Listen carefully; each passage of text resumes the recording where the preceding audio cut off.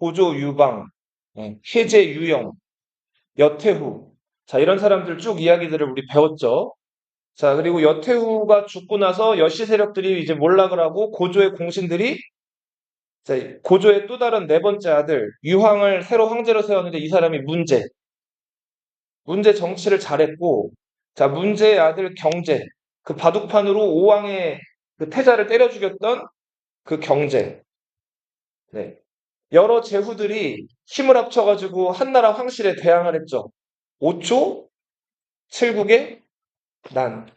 이거를 한나라 황실이 겨우겨우 이겼어요. 그리고 나서 통일된 이제 더 강력한 한나라를 물려받은 게 무제죠, 무제.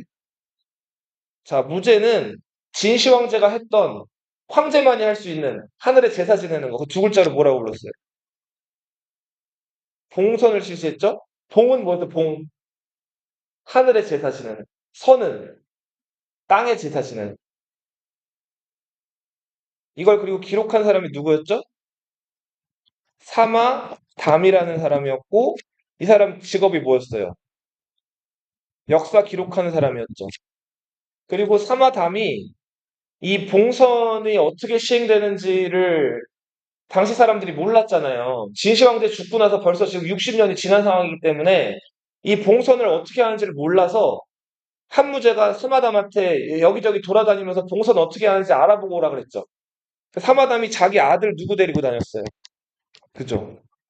이 사마천을 데리고 중국 전국 방방곡곡을 돌아다니면서 봉선이 어떻게 시행되는지를 보고 왔어요. 자, 한무제 수건, 한고조 유방이 흉노한테 이제 거의 잡힐 뻔할 정도로 크게 진 다음부터 계속 흉노한테 열세였죠. 자, 그래서 이걸 극복하려고 한무제는 흉노를 끊임없이 쳐들어갔어요.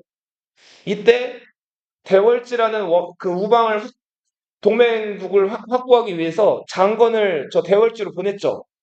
장건이 갔던 길, 비단길이죠, 비단길. 근데 이 길은 사막으로 이루어져 있어서 뭐라고도 불러요? 사막길이라고도 불렀죠? 그리고 사막 한가운데 물 있는 거 뭐라 그래요? 오아시스라고 하죠. 그 사막길에는 뭐가 많았어요? 오아시스 주변에 있는 오아시스 국가들이 많았죠? 여기를 지나가지고 대월지로 갔어요, 장건이. 근데 가기 전에 흉노한테 어떻게 됐다 그랬어요? 잡혔죠. 자, 잡혀가지고 한동안 억류됐다가 탈출해가지고 대월지로 갔더니 대월지 왕이 그 흉노 같이 공격하기로 했어요? 흉노가 무섭다 그랬죠. 자, 그래서 거절. 장건이 다시 돌아오다가 또 잡혔다 그랬죠. 그래서 무려 몇 년간의 억류 생활? 17년간의 억류 생활을 마치고 장안으로 돌아와서 머리가 희끗희끗해져가지고 한무제를 만났다 그랬죠. 근데 장건이 왔다 갔다 한 그 사막길로 뭐가 많이 거래됐다? 비단이 많이 거래됐다. 그래서 이 길 영어로 하면 뭐라 그래요? 실크로드라고 하죠. 자, 그리고 끝없이 흉노를 정벌하죠. 그래서 한무제 때 비로소 흉노와의 관계를 역전을 시켜요. 하지만 흉노를 멸망을 시키지를 못하죠. 북쪽으로 멀리 몰아내는 수준. 네. 그리고 저 한무제는 저 베트남 지역에 있었던 남월, 그렇죠. 남월을 거꾸로 하면 뭐라고 했어요? 월남이죠. 네, 월남을 영어로 하면은 네, 비엔남, 베트남이라고 했죠. 그리고 또 당시 한반도 북부에 있었던 고조선을 멸망시켰죠. 고조선 멸망시킨 다음에 여기다 뭐 설치했죠? 한나라가 사군을 설치하죠. 그죠? 이 사군 중에서 제일 핵심이 되는 군이 어디예요? 평양에 있었던 낙 낙랑군이죠. 네. 자, 근데 전쟁을 이렇게 흉노, 뭐 베트남, 고조선 이런 나라들이랑 전쟁을 하다 보니까 돈이 많이 들었죠. 그래서 무제가 돈을 어떻게 구했어요? 소금과 철을 어떻게 했어요? 나라에서 사고 팔았죠. 이거를 무슨 제도? 전매제라고 불렀어요. 소금을 한자로 뭐라고 해요? 염. 철은 철이죠? 염철 전매. 그러니까 상인들이 소금이랑 철 자기들이 사고 팔고 하고 있었는데 그 상인들한테 장사 못하게 하고 나라에서 소금을 독점해가지고 하는 거예요. 가격은 나라 마음대로. 철도 마찬가지로. 나라는 이걸로 돈을 많이 벌긴 벌었는데 백성들은 어땠을까요? 나라가 돈이 부족하니까 소금값이나 철값을 비싸게 해가지고 팔았단 말이에요. 백성들은 어땠을까요? 좋았어요. 비싸게 해서 파는데 좋아요, 백성들이? 괴로웠겠죠, 그죠? 그죠? 그래서 이때부터 그 한나라는 한무제 시절에 전성기와 동시에 쇠퇴기가 같이 오게 돼요. 굉장히 잘 나가고 흉노도 정벌하고 막 한나라가 국력을 떨치는 데 비해서 한편으로는 자, 태양 빛이 밝으면 그림자도 점점 어때져요. 태양 빛이 아주 밝게 비춰지면은 뭔가에 가려져서 그 그림자가 더 어떻게 돼?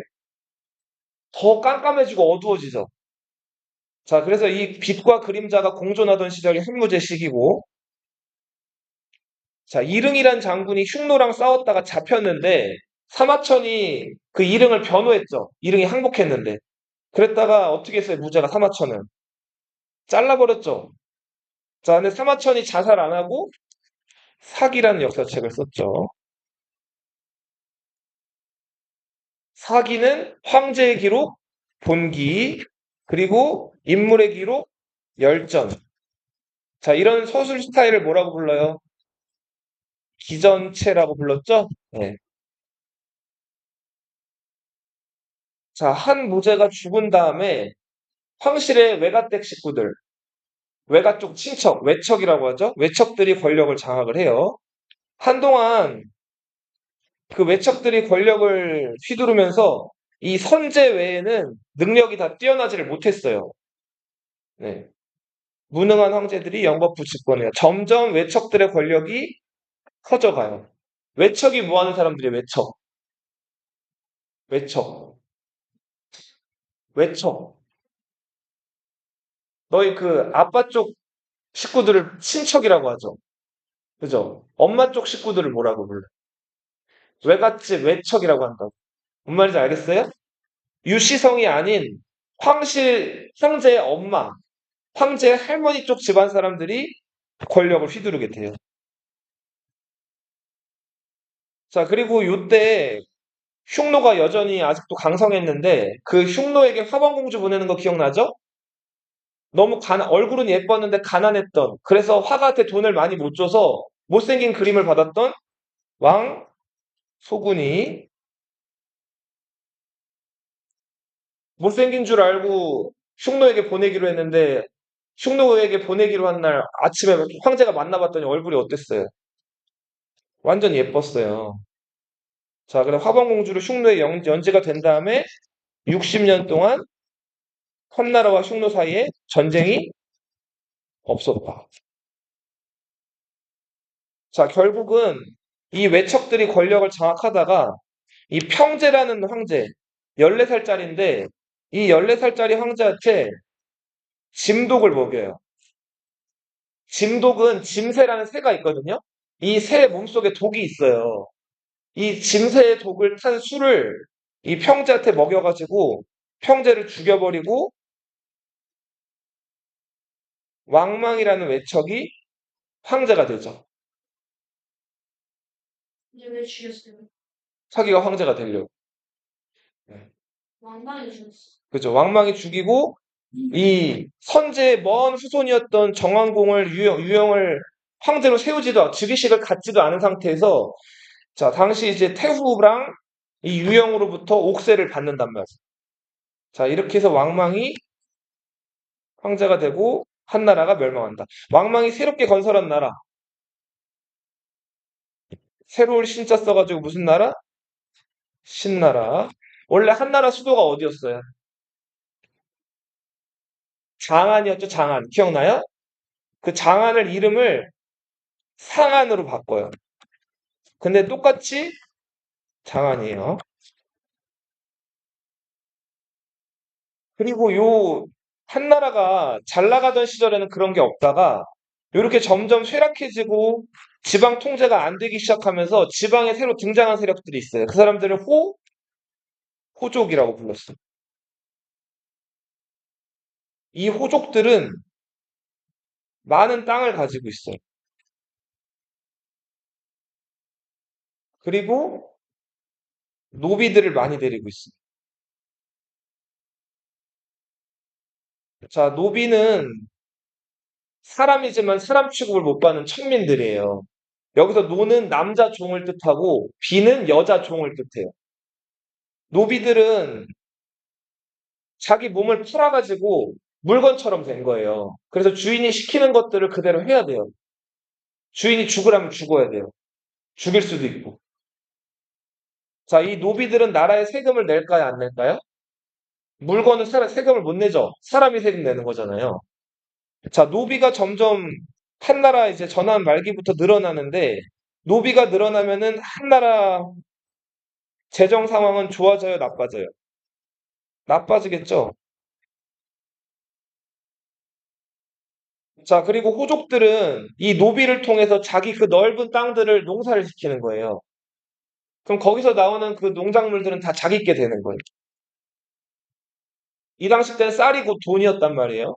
그러면은 그 많은 쌀, 돈 가지고 무기를 사요. 그리고 누구한테 주는 거예요? 노비들한테 줘요. 훈련을 시켜요. 그럼 노비가 뭐가 돼요? 군사가 되는 거죠. 군인이 되는 거죠. 그러면은 호족들은 이제 힘을 가지게 되죠. 그럼 중앙에서 황제가 명령하는 거 세금 내라고 하는 거 점점 안 들어요. 네. 그죠? 근데 노비가 점점 많아진다고. 네. 자, 몰락하는 노비들, 이제 몰락하는 농민들이 많아지면서 네. 농사가 언제나 잘 되는 게 아니잖아요. 농사 안 되면 땅 팔아가지고 그 처음에 좀 연명하다가 결국은 그것도 어려워지면 자기 몸을 판다 그랬죠? 그래서 왕망이 즉위해서 신나라를 세웠을 때, 자, 당시 중국은 여기 수도 장안 외 나머지 지역들은 대부분 누가 논아가지고 있었다? 호족들이 나눠가지고 있었다. 황제가 있죠. 자, 이제 넘어가 보세요. 페이지. 자, 28페이지. 왕망이에요. 상상해서 그린 그림이에요. 이 왕망은 안 되겠다. 자, 내가 이제 새로 황제가 됐으니까 그 호족들을 찍어 눌러야겠다고 생각을 했어요. 자, 그래서 이 호족들이 더 이상 뭐 돈이든 쌀이든 뭘 이용해가지고 땅을 더 이상 사들일 수 없게 만들어요. 호족들의 그 토지 소유를 제한해요.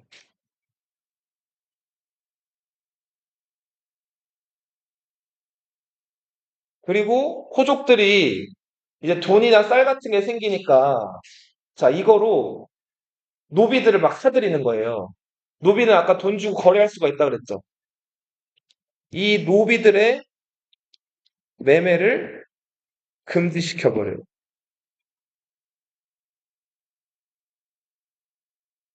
그리고 호족들의 토지 소유 제한한 거에서 더 나아가가지고 왕망의 성이 왕씨죠. 그래서 호족들이 가지고 있는 그 중국에 있는 모든 땅에 이름 앞에 왕자를 붙여요. 그래서 그 당시 중국의 모든 땅들 이름이 뭐라고 되냐면 왕전 이렇게 돼요.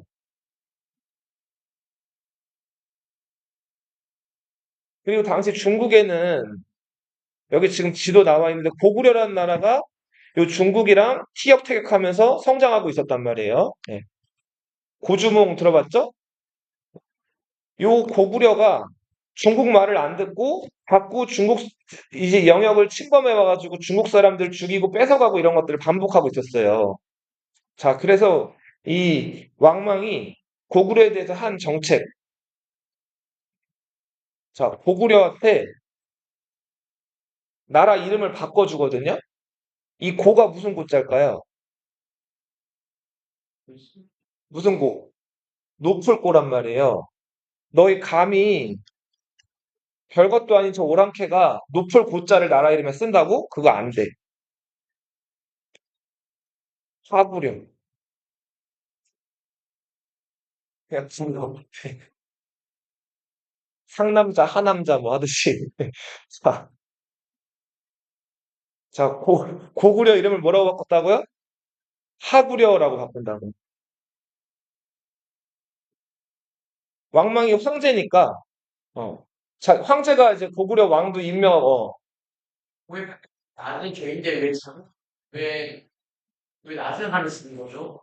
그러게요. 예. 그래서, 그건 뭐, 저도 정확하게는 모르겠는데, 아무튼 이렇게 고구려를 낮춰 불렀단 말이에요. 자, 그러다 보니까, 고구려 사람이 이거 인정했을까요? 인정할 리가 없죠. 자기들 갑자기 하구려라고 낮춰 부르니까. 그래서 주변 국가들과의 관계가 굉장히 나빠져요.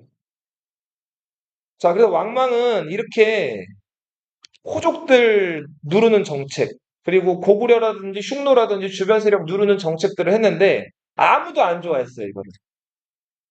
그래서 왕망이 15년 동안 황제 노릇을 하는데 각 지역에서 반란이 일어나. 결국은 호족들이 연합해가지고 왕망을 공격해서 왕망이 죽어요. 자, 왕망이 죽었을 때에 대한 기록이 자치통감에 나와 있는데 왕망의 시체가 마치 그 초안지에 항우 죽었을 때처럼 갈기갈기 그 호족들한테 찢겼다 그래요. 그만큼 호족들이 원망이 컸다는 거죠.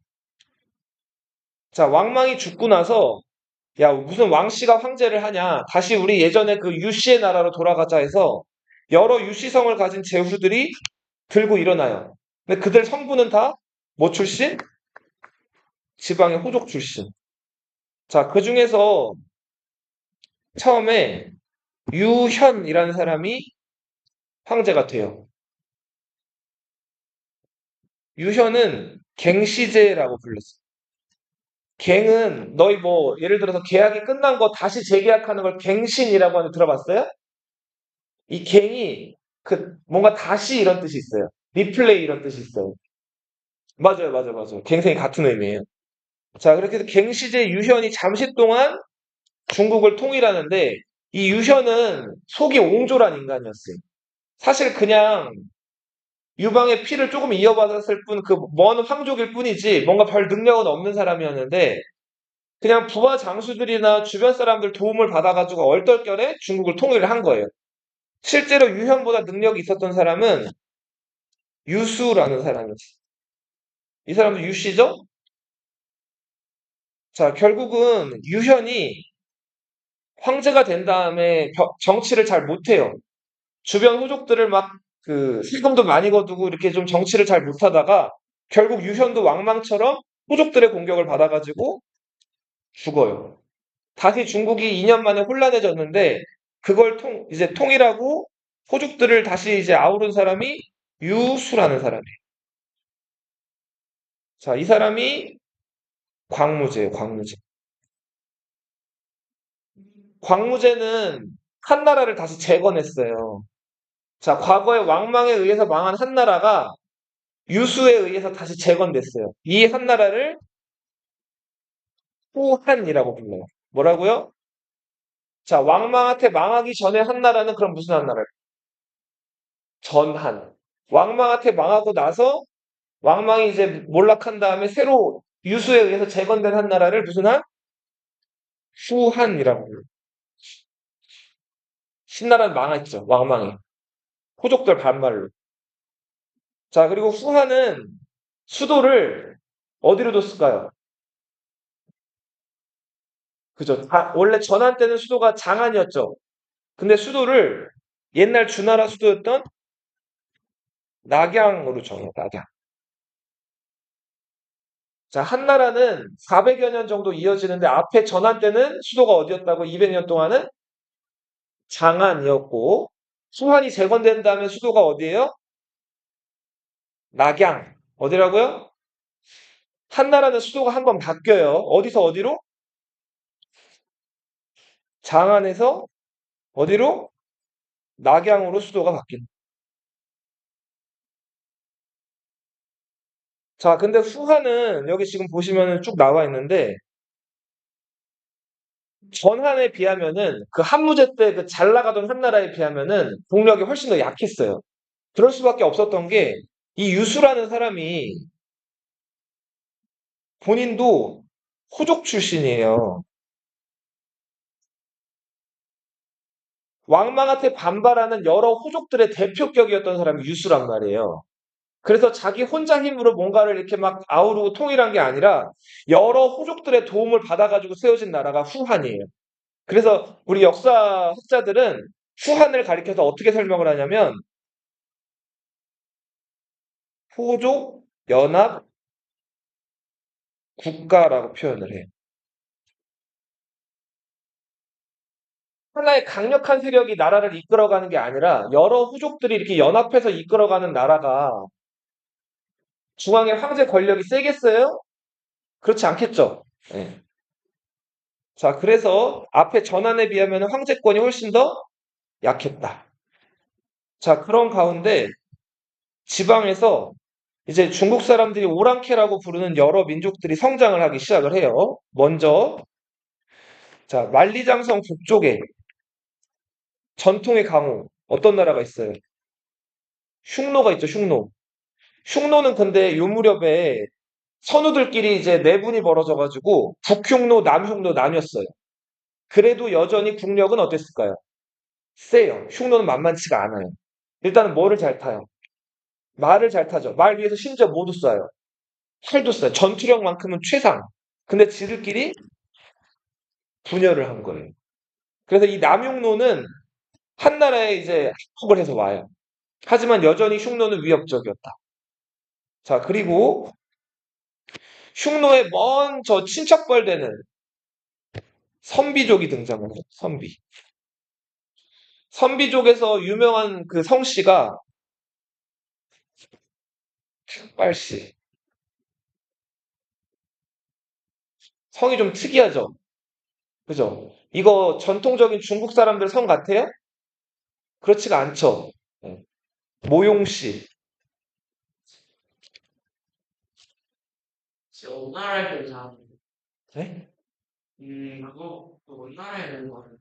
이 흉노의 먼 친척벌이라고 보시면 돼요. 뭐 그 명확하게 어떤 조상이 누구라고 딱 이렇게 꼭 집어가지고 나오진 않고 이 흉노의 한 일파 이렇게 보시면 돼요.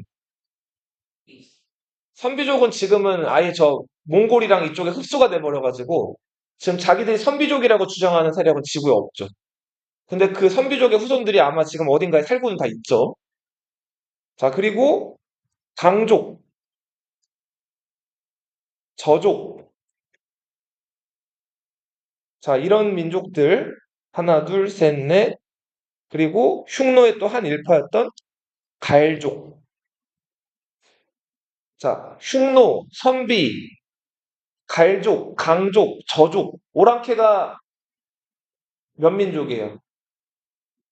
다섯 민족이죠. 흉노, 선비, 갈족, 강족, 저족. 자, 이런 다섯 오랑캐들을 오호라고 불러요. 뭐라고 부른다고요? 오호.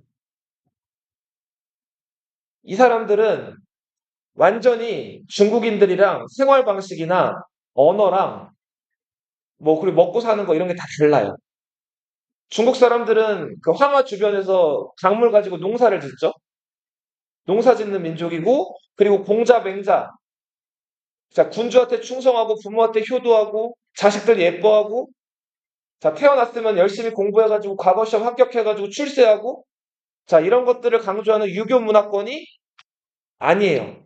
우리 저번에 흉노 설명할 때 얘기를 말씀드렸는데 흉노 선우 묵특선우가 어떻게 선우가 됐죠? 주만손 죽였어요. 자기 아버지 두만선우를 어떻게 했어요? 부하들 시켜가지고. 그쵸? 소리나는 화살 쏴가지고 맞추라고 해서 죽여버렸죠. 이거는 유교에서는 상상할 수가 있는 일이에요. 아들이 아버지를 죽이는 거는. 이건 완전 폐륜이죠, 유교에서는. 그죠? 패드립 이런 거 들어봤죠? 자, 그런 일인데 흉노에서는 그런 걸 거침없이 해버리죠. 예. 그리고 봐봐. 유교 사회에서는 항상 어른 공경하라고 하죠. 그래서 어른한테 인사하라고 하고 어른한테 먼저 자리 양보하라고 하잖아요. 이게 다 유교 문화권 풍속인데 흉노나 이런 유목민족들은 그런 게 없어요. 자, 좋은 먹을 게 생기면은 누구를 먼저 대접할까요? 10대 후반에서 20대 한창 젊은이들 있죠. 창창한. 그런 사람들한테 먼저 음식을 줘요. 왜 그럴까? 어떤 능력이? 가장 젊은 젊잖아요. 그럼 뭘 잘해요, 이 사람들? 싸움을 잘하죠. 전쟁 나가면은 이 사람들이 가장 그 부족을 보존하기 위한 중요한 전력이잖아요. 그죠? 노인들은 싸움에 도움이 돼요? 안 되죠. 자, 그러다 보니까 보통은 그 부족에서도 제일 이렇게 공경받고 추앙받는 게 젊은이들이에요. 네. 노인들한테는 음식이든 뭐든 좋은 게 안 돌아가요. 자, 완전히 이거는 유교 문화권이랑 다르죠.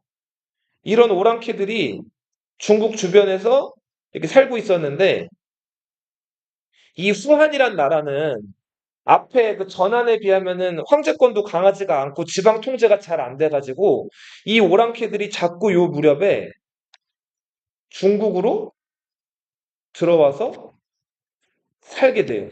얘네들도 이 중국 사람들 정착해가지고 농사 지어서 이제 이제 생산하고 얘네들 옷 좋은 거 비단 옷 같은 거 입고 이런 것들 처음에는 자기들 스타일이 아니니까 멀리 하다가 한번 맛을 보니까 어때요? 괜찮죠? 먹을 거 찾아서 돌아다니지 않아도 되고, 자, 머물러 살면서 뭐 음식도 좋은 거 맛있는 거 해 먹고, 네. 그리고 거주도 계속 뭐 텐트 같은 거 치면서 여기저기 왔다 갔다 하는 게 아니라 좋은 집 지어놓고 여기서 등 따신 데서 누워가지고 자고 이런 생활 어때요? 점점. 좋고 편하죠? 그러니까 점점 이들이 이 중국 사회에 들어와서 눌러 앉게 된단 말이에요. 자, 근데 중국 지식인들은 이거를 경계를 했어요. 저 오랑캐들은 믿을 수가 없는 애들이고 중국인들이 아니기 때문에 언젠가는 쟤네들이 뭔가 우리를 공격하거나 반란을 일으킬지 몰라. 그래서 저 오랑캐들을 만리장성 북쪽이나 중국 바깥으로 쫓아내야 돼. 자, 그런 얘기를 한 사람이 있었는데 이사시키는 거예요. 오랑캐들을. 오랑캐 융자예요. 이게 사육론이에요.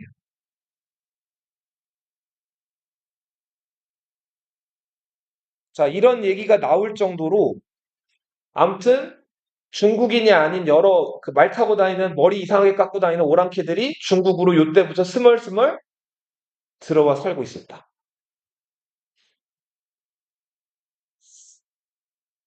자, 후한은 황제권이 아무튼 그렇게 강하지 않았는데 예. 여기 보시면은 서역이라고 나와 있죠? 자, 서역이라고 하는 거는 영어로 하면은 웨스트 에어리어예요. 그러니까 서쪽 지역이란 뜻이에요. 중국인들 입장에서 어느 쪽? 서쪽 지역이에요. 요 서쪽 지역에 있는 나라, 오손, 대환, 대월지는 이때 망했어요. 크시안 왕조라는 나라한테 공격을 당해가지고. 요 지역에 있던 지금의 나라는 무슨 나라들이 있을까요? 오늘 시상 있는데. 그죠? 여기 아프가니스탄, 뭐 카자흐스탄, 우즈베키스탄 이런 나라들 들어봤어요? 네, 키르키스탄 뭐 그런 나라들, 그 스탄자 붙은 나라들이 있거든요. 지금은 여기에 이슬람 영향을 받은 국가들, 스탄이 이란 말로 땅이란 뜻이에요. 그래서 카자흐족의 땅, 카자흐스탄, 우즈베키스탄, 우즈베크족의 땅, 뭐 그런 나라들이 지금 있는데 요 지역이 여기 비단길이죠. 요 지역 나라들이 한나라한테 세금을 잘 바치면서 한나라한테 머리를 숙이고 있었는데 말을 점점 안 들어요. 그래서 당시 한나라에서 여기 장군을 하나 보내거든요. 자, 반표라는 유명한 역사가가 있었어요. 반표한테는 아들이 둘 있고 딸이 하나가 있었어요. 자, 큰아들이 반고, 둘째 아들이 반초, 막내 딸이 반소라는 딸이었어요. 이 반표가 역사가로서 아주 뛰어난 사람이었는데, 자, 중국 역사를 막 정리하다가 그걸 완성을 못하고 죽어요. 자, 반표 아버지 뒤를 이어가지고 아버지 그가 남긴 그 한나라 역사를 정리하려는 작업을 이어받아서 한 게 큰아들 누구? 반고였어요. 자, 반고가 쓴 역사책, 그 역사책이 중국 역사책 1등 하면 어느 책이에요? 1등. 조동의 1등은 사기예요, 사기. 1등이 어느 책이라고요? 사마천의 사기예요. 반고가 사마천의 그 사기 스타일을 본따가지고 중국 역사책 중 2등, 부동의 2등, 한서라는 역사책을 써요. 자, 중국 역사책 하면 1등이 뭐라고요? 1등? 사기. 2등이 뭐라고요? 한서예요. 시험에 낼게요, 이거는. 1등은 어느 책? 사기. 2등은 한서를 집필을 합니다. 반고가 한서를 거의 완성했어요. 한 90% 완성을 했어요. 근데 안타깝게도 완성을 못하고 죽어요. 팽지를. 자, 그거를 누가 이어받냐면 이 반표의 막내딸이었던 반소가 오빠가 하던 작업을 이어받아요. 이 반소도 굉장히 학문이 출중했기 때문에 오빠 작업을 이어받아가지고 한서를 완성시킨 사람. 이 사람이 반고의 여동생 누구? 반소예요. 그러면 무슨 그렇죠. 완성이 안 됐으면은 되게 좀 뭐랄까 아쉬운 책이 됐을 텐데 이 한서를 완성을 시켰는데 중국 역사학자들이 입을 모아가지고 가장 최고의 퀄리티, 자 이런 걸 자랑하는 역사책을 꼽으라면은 1등은 한서예요, 한서. 분위기가 알아서 알쟁이에요. 사기는 여러 가지로 미흡한 부분이 많아요. 예를 들어서 우리 본기는 임금의 기록이라고 그랬죠. 그 임금의 기록인데 거기다가 사마천이 개인적인 감정을 넣어가지고 누굴 실었어요? 유방한테 진 사람. 상우를 실었죠. 자, 그리고 철저하게 유교 문화권에서 남성 위주인데, 자, 본기에다가 또 여자를 하나 실어놨죠. 여태우를 실어놨죠. 이거를 역사가들이 두고두고 손가락질하고 비난한단 말이에요. 근데 한서에서는 그런 걸 다 배제를 했어요. 확실하게 황제의 기록. 그리고 한서는 어느 나라 역사책이에요? 한나라 역사책이죠. 그죠? 자, 그렇게 해서 한나라 고조, 해제, 그 사기에는 해제를 본기에 안 넣었단 말이에요. 그리고 여태우 본기를 넣었단 말이에요. 해제, 그리고 문제, 경제, 이렇게 딱 그 황제 계보를 딱 세워가지고 딱 그 정석으로 역사책을 쓴 게 한서란 말이에요. 그래서 퀄리티라든지 완성도는 더 손꼽히는 책이 어떤 책이다? 한서다. 하지만 그래도 제일 먼저 쓰여진 사기가 가장 유명하고 퍼스트로 꼽자면 사기다. 그렇게 알아두시고. 자, 근데 이 집안 능력이 다 출중한 형제 자매들이었어요. 이 반초는 둘째였는데 능력이 탁월했어요. 이 반초는 형과 달리 이 무예에 뛰어났어요. 자, 그래서 이 비단길을 넘어가지고 요 지역을 정복해 들어가요. 한나라에서 여기 강족들이 많이 살았거든요. 이 강족들. 이 강족들이 사는 지역을 점령한 다음에 여기를 다스리는 벼슬을 하나 만드는데 호강교위. 자, 첫 번째 호강교위로 임명돼가지고 이 지역을 30여 년 동안 반란도 자주 일어나는 지역인데 반란이 없게끔 요 지역을 통제했던 사람이 이 사람 누구? 반초예요. 반초하면 서역 원정으로 유명해요.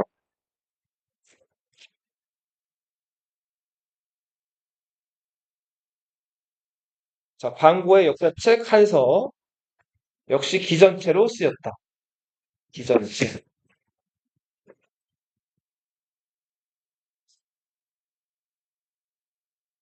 자, 그런데 이 후한이 지금 연도 보면은 25년에 세워져 가지고 몇 년에 망해요. 220년에 망하죠. 후한도 몇 년 정도 간 거예요, 거의. 그죠? 195년, 200년 가까이 이제 이어간 거죠. 근데 후한은 황제권이 그렇게 강하지가 않았고, 예. 그리고 또 무능한 황제들이 많이 등장을 해요. 어린 나이에 황제에 오른 다음에 일찍 죽거나 아니면 능력이 없는 황제들이 연거푸 많이 등장을 한단 말이에요. 자, 그래서 요 시기에는 누가 권력을 또 장악하냐면 외척들과 누구? 환관들이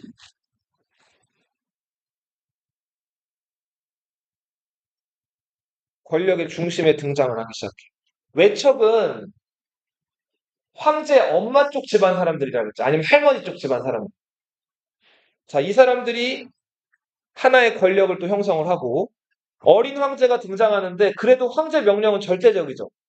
근데 어린 황제가 판단력이나 뭐 혼자 할 수 있는 게 없으니까 그 황제 먹고 입고 자고 똥 싸고 오줌 싸고 다 도와주는 사람이 누구예요? 이 내시들이에요. 여기 자른 사람들. 네. 이 환관들이 그 어린 황제 주변에서 황제를 끼고 지들이 권력화하기 시작을 해요. 자, 그리고는 이들끼리 치열하게 권력 다툼을 벌여요.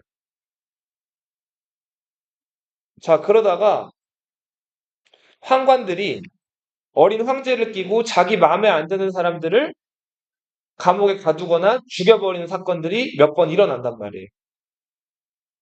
자, 이거를 이제 당고의 금이라고 하는데, 자, 아무튼 이렇게 후한 말기에는 누가 권력을 휘두르게 된다? 환관들이 권력을 휘두르고 이 환관이 권력을 휘두르는 데 대해서 황제 엄마 식구들이나 황제 할머니 식구들이 여기에 맞섰단 말이에요. 자, 대표적으로 유명한 외척 하면은 하진이라는 사람이 있어. 하진, 이 사람은 자기 여동생이 황제의 엄마가 된단 말이에요. 그러니까 자기 여동생이 황제 부인이 됐다가 아들을 낳았는데 그 아들이 또 황제가 된단 말이에요. 그래서 이 하태후, 어린 황제였던 그 소재라는 황제를 끼고 외척으로서 권력을 휘둘렀던 사람이 하진이라는 사람이에요. 이 사람의 벼슬은 대장군이었어요.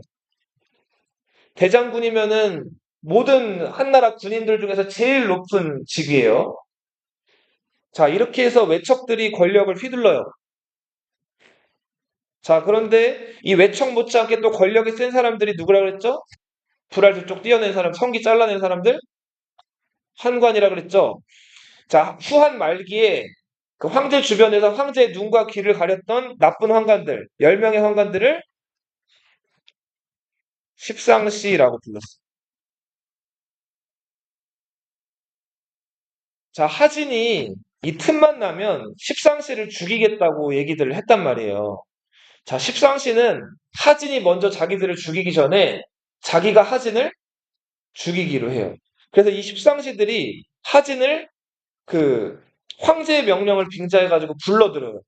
하진이 그래서 황제가 불렀다니까 그 말을 믿고 궁으로 들어가요. 자, 궁으로 들어가자마자 궁문이 닫혀버리고 십상시들이 계획한 대로 하진을 죽여버린단 말이에요. 자, 이렇게 해서 외척이었던 하진 대장군이 죽는데, 자, 이때 하진의 부하였던 원소라는 사람이, 자, 이 사람은 아주 집안이 그 뛰어난 엄친아였어요. 귀족 집안이었는데, 4대 위로 고조할아버지, 증조할아버지, 할아버지, 아버지 동안 계속해서 그 재상을 냈던 4세 30의 명문가 집안 원소라는 그 엄친아가 평소에 환관들이 이렇게 나쁜 짓 하는 게 마음에 안 들었던 거예요. 자, 그래서 하진이 죽었다는 얘기를 듣고 자기 개인 병력을 이끌고 궁궐로 들어가요. 그 다음에 십상시들을 다 어떻게 해버렸을까요? 다 죽여버린단 말이에요. 이때 원소를 도왔던 원소의 그 젊은 시절 친구가 조조라는 친구였어요. 누구? 조조. 자기 친구였던 원소 조조가 궁궐로 난입해가지고 황제를 끼고 하진대장군을 죽인 십상시들을 모두 모조리 죽여버렸단 말이에요. 자, 이렇게 해서 이 원소와 조조가 중앙에서 권력을 잡나 싶었는데, 자, 중국 낙양에서 서북 쪽에 떨어진 곳에 그 서량이라는 동네가 있어요. 이 서량 지역에서 강족들을 이제 어르고 달래면서 혹은 강족들을 정벌하면서 여기서 영향력을 가지고 있던 인물 중에서 동탁이란 사람이 있었어요. 누구? 동- 이 동탁이란 사람은 아까 우리 반초가 서역을 원정한 다음에 맡았던 관직이 뭐였죠? 호강교의라 그랬죠? 반초가 죽고 나서 이제 한참 뒤의 일이긴 하지만 역시 이 동탁도 뭐였다? 강족들을 상대하는 호강교의였단 말이에요. 이 동탁은 군대를 통솔하는 데 있어서만큼은 탁월한 능력이 있던 사람이에요. 이 동탁이 지금 하진대 장군이 죽고 십상시가 막 죽고 이렇게 어지러운 상황에서 자, 이 강족들을 막고 있던 군대를 데리고 수도 낙양으로 들어온단 말이에요. 자, 그렇게 해서 권력을 장악하는데 자, 이 사람이 이제 동탁이란 사람이죠.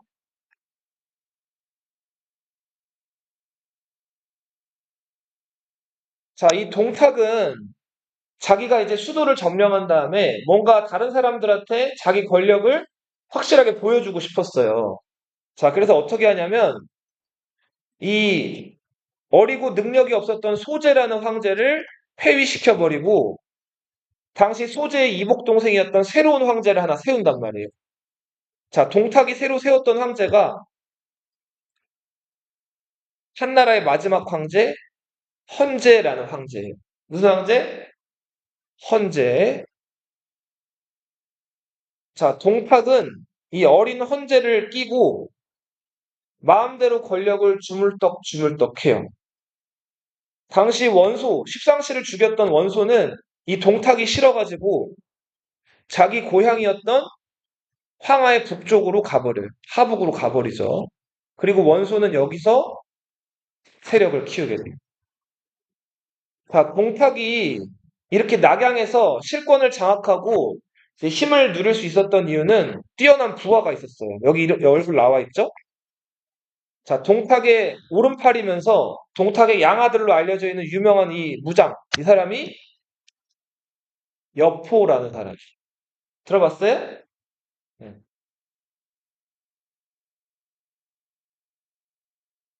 자, 원소의 친구 조조는 이 동탁을 제거하고 자기가 이제 어떻게 보면 다시 권력을 좀 가지려고 했는데 자, 그 동탁을 제거하려던 음모가 드러나가지고 이 낙양 밖으로 도망을 쳐요. 자, 그렇게 해서 요 지역에 또 세력을 마련하게 되는데 이 사람이 조조.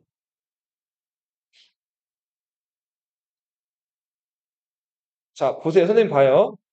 이 한나라 말기에 중국 상황은 아까도 얘기했듯이 외척이나 황관들이 권력 다툼만 벌이고 정치가 잘 안 되는 상황이었어요. 자, 이런 상황에서 장각이란 사람이 어느 날 신선을 만나요. 자, 그 만난 신선이 남화노선이라는 신선이었어요.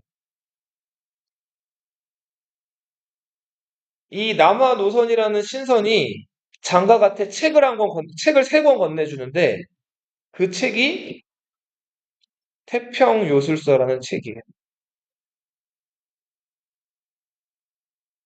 요 책에는 그, 바람을 불게 하고, 비가 내리게끔 하고 하는 그런 도술, 이런 것들이 쓰여 있다는 책인데, 장각이 이 책을 열심히 공부한 다음에 자기 동생이었던 장보, 장량, 이 셋이서 형제는 용감했어요. 힘을 합쳐가지고 한나라 황실에 대해서 반란을 일으켜요. 자, 이들은 이제 푸른 하늘의 시대는 지나가고 누런 하늘의 시대가 온다. 황천, 누런 하늘의 시대가 온다. 자, 그러면서 자기들을 상징하는 누런 그 수건을 이마에다 메고 반란을 일으켰어요. 이 후한 말기에 일어난 이 반란을 무슨 반란이라고 한다? 황건적의 난이라고 불러요.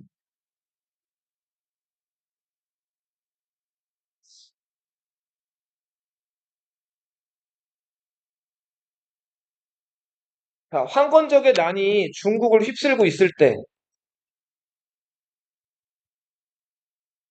이제 조정에서는 그 낙양에 동탁이 어린 황제 헌제를 끼고 권력을 주물럭거리고 있었어요.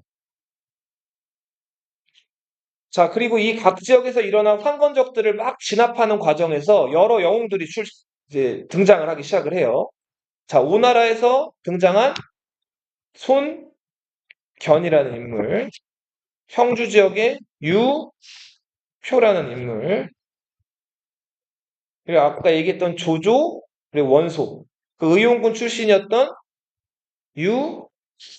유비라는 사람, 자, 유비의 오른팔, 왼팔 같은 장군들이 관우, 장비. 예.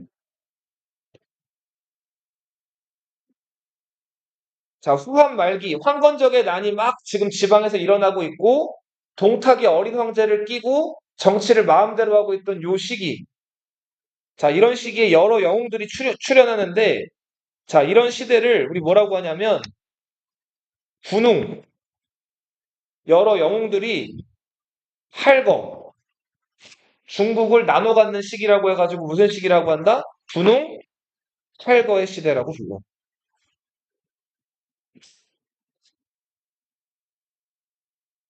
자, 황건적의 난은 이 여러 군웅들이 원소, 조조, 유비, 송견 이런 여러 영웅들이 일어나가지고 마침내 제압을 해요.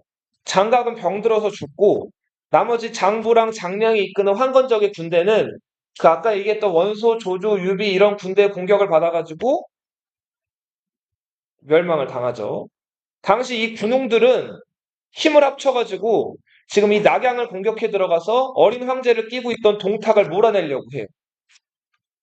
자, 그래서 여러 군웅들에 의해서 동탁에 반대하는 반동탁 연합군이 만들어져요.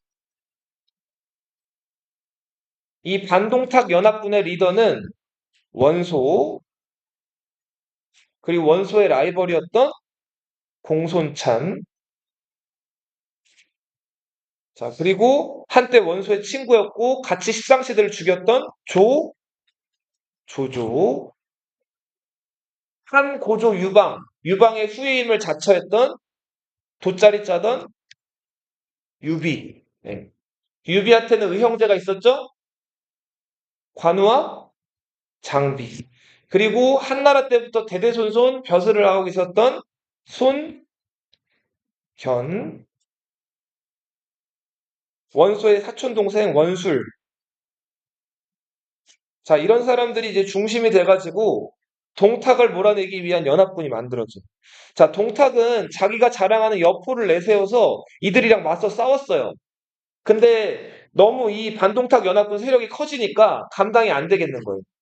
그래서 수도 낙양을 어떻게 버렸을까요? 낙양을 태워버려요. 왜냐면 원래 그거 안 썼으면은 네, 그 뭐니까 지금 저 낙양 군이 남아 있을 수 있지 않았을까요? 그렇죠. 마치 항우가 함양을 불태웠던 것처럼 동탁은 어디를 태웠어요? 낙양을 불태워버리죠. 이렇게 불태우는 거를 초토라고 불러요. 네, 초토화 시킨다 이런 얘기 들어봤죠? 그리고 어디로 갔을까요? 동탁이 수도를. 낙양 아니면 어디예요, 수도가? 장안으로 수도를 옮기죠. 자, 근데 동탁이 이렇게 막 수도를 불태우고 막 어린 황제를 끼고 정치를 마음대로 하는 거를 마음에 안 들어하는 사람이 있었는데 그 사람이 왕윤이란 사람. 왕윤은 후한의 신하였는데 왕윤에게는 어여쁜 딸이 있었어요. 그 딸이 초선이란 딸이었어요. 자, 왕윤의 딸 누구? 초선. 자, 이 동탁을 제거하고 싶어도 동탁에는 호랑이 같은 강력한 무장이 있었죠. 누가 있었어요? 여포가 있었죠. 자, 그래서 동탁을 암살하려고 해도 여포가 지키고 있으니까 이거를 암살을 못하고 있었는데 왕윤이 꾀를 냈죠. 자, 초선이 예뻤다 그랬죠? 자, 초선을 먼저 동탁한테 보여줘요. 자, 초선이 동탁 앞에서 막 춤을 춰요. 동탁 어땠을까요? 설렜겠죠? 자, 그래서 초선을 굉장히 마음에 들어 하는데 나이는 동탁이 훨씬 많았죠. 동탁은 50대, 초선은 이제 10대 후반. 네. 자, 그러니까 아이돌이죠, 아이돌. 네. 자, 그러다 보니까 동탁이 초선한테 빠졌단 말이에요. 자, 근데 왕윤이 아주 그 여우 같은 늙은이죠. 초선을 동탁한테 한번 보여주고 바로 시집을 안 보낸 다음에 여포한테도 보여줘요. 자, 여포도 초선 보고 어땠을까요? 설렜죠.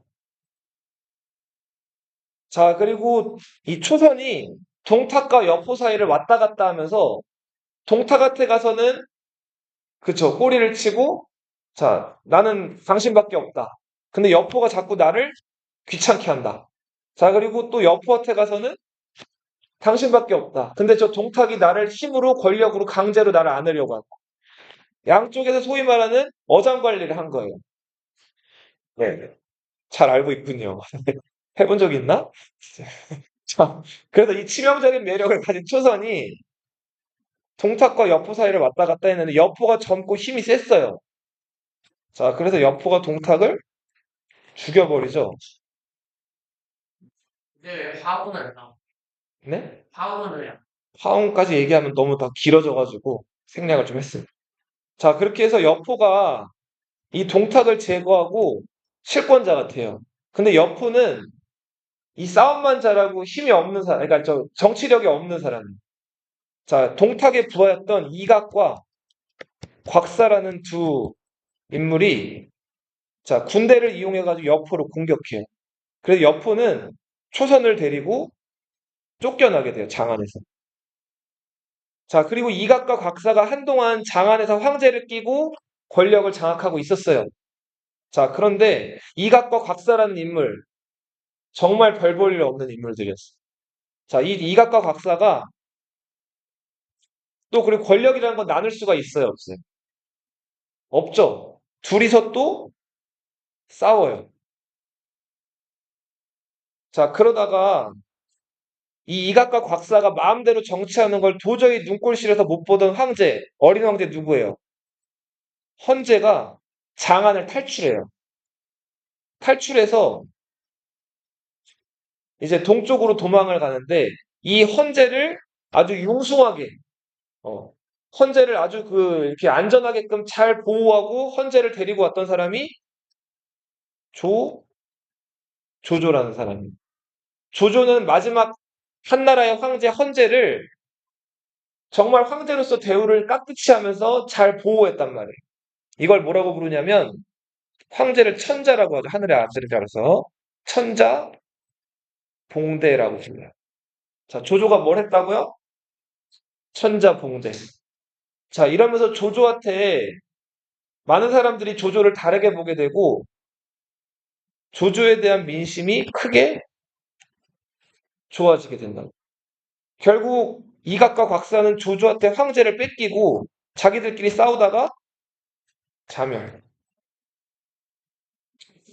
자, 조조는 황제를 봉대한 다음에 자기보다 세력이 컸던 원소를 마침내 관도라는 곳에서 무찔러요. 자, 그리고 나라를 세우는데 이 나라가 위나라예요. 자, 조조가 세운 나라 이름 뭐라고요? 위나라. 황제는 허수아비처럼 내버려 두고 한나라 황제한테 임명을 받는 위나라 왕이 돼요, 왕. 황제 아래 왕. 근데 이거는 유방이 세운 원칙을 깬 거예요. 유방이 원래 어떤 원칙을 세웠어요? 유시성을 가진 사람들만 제후나 왕이 될 수 있다고 했죠. 이거를 깨고 누가 왕이 됐어요? 조조가 위나라의 왕이 된 거예요. 자, 그리고 유방의 후손임을 주장했던 유비가 이 산골짜기로 들어가가지고 나라를 세우는데 나라 이름이 다시 한나라였어요. 무슨 나라? 한나라. 근데 이 지역이 산골짜기 촉나라였단 말이에요. 그래서 이 한을 무슨 한이라고 부르냐면 촉한이라고 불러요. 자, 근데 촉이라고 줄여서도 부르죠. 여기 세운 황제가 유비. 그리고 여기 양자강, 강이 흐르는 요 강물이 많은 지역에 오나라. 손견의 아들이었던 누구? 손권. 위나라, 총나라, 오나라. 무슨 시대? 삼국시대가 시작이 된다. 네, 그 수학 때는 저기 그 좌우이다오가 네. 영토에 안 들어가 있는데 왜 여기 오나라에 왜 영토에 들어가 있어요? 오나라가 여기를 이제 실제적으로 여기 하이난성이라고 하는 거거든요. 여기를 이제 지배를 했어요. 9년을 설치해가지고. 자, 손권. 네. 자, 위나라, 총나라, 오나라끼리 싸웠던 얘기는 이제 다음 시간에 더 할게요. 유비의 부하 중에서 유비가 3번이나 찾아가가지고 만났던 유명한 책사가 제갈, 량. 자는 공명이라 제갈, 공명이라고 하죠. 제갈 공명은 이제 그 유비의 아들 유선을 모시면서 자, 위나라를 공격하기 위해서 무려 6번이나 쳐들어간단 말이에요.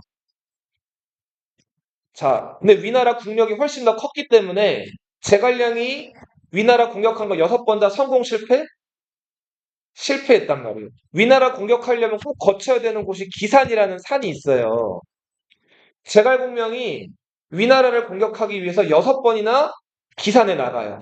자, 이걸 뭐라고 하냐면 육출기산이라고. 제갈공명이 위나라 공격하기 위해서 몇 번이나 기산에 나갔다고요? 6번이나 나갔어요. 근데 다 성공 실패? 실패. 그럼 뭐 위다가 지내친 만큼 몇 번째였어요? 3번째였어요. 자, 그리고 나중에 국력이 셌던 위나라가 총나라를 멸망시키고 차례로 오나라까지 멸망을 시키는데 그 얘기는 다음 시간에 할게요.